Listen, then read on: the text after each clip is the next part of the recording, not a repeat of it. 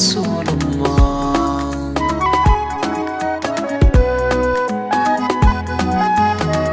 Komai in zan yi farawa, sunanka zan yi furtawa, sannan in zan yi karewa, la ilaha illallah.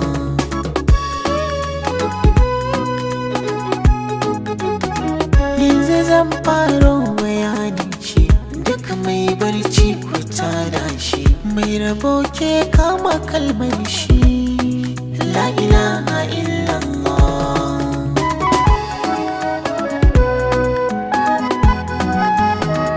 Allah kenan nake zance, wanda ba shi da ɗan bare mace, bai ci bai sha bare kwance, la ilaha illallah.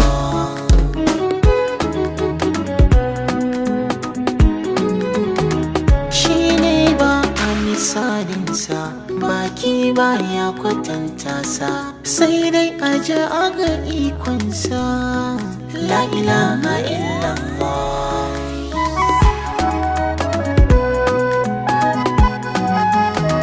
Shine sarkin da ke raye tun bare shi yake raye, masani ga abin da ke boye, la ilaha illallah.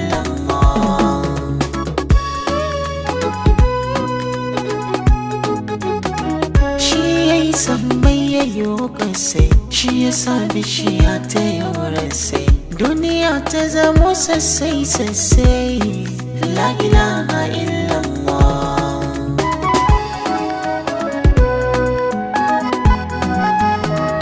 Ya kumfa ya kunu Allah ne, shi ne mai baiwa kowanne, komai a gare shi simple ne, la ilaha illallah.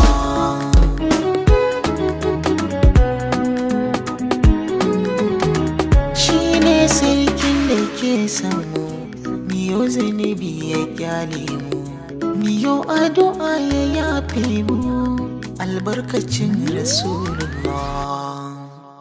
Kaji ɗan gata gun Allah, ya nurin haƙi sallallah, wanda bai gajiya a gun sallah, Muhammadun Rasulullah.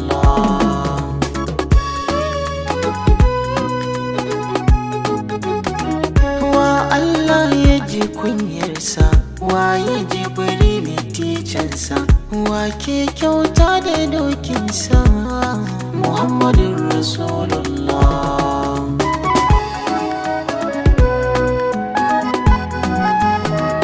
Hasken ka ba za ya ƙare ba, mai son ka ba za ya taɓe ba, maƙiyin ka ba za ya dace ba, Muhammadun Rasulullah.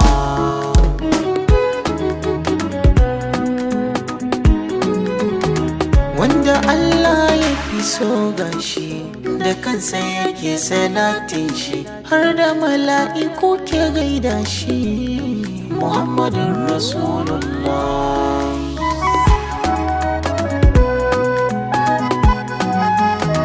Ya fi kowa kyau da halaye, shi ne farko a sofaye, akala ya zaɓi koraye, Muhammadun Rasulullah.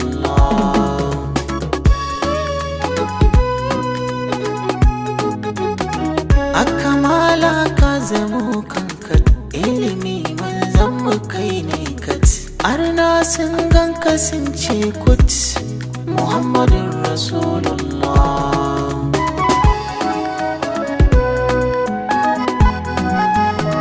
Waya kai ka aken ɗabi'a, kai ke koyar da da'a, in ka ce babu a'a, Muhammadun Rasulullah.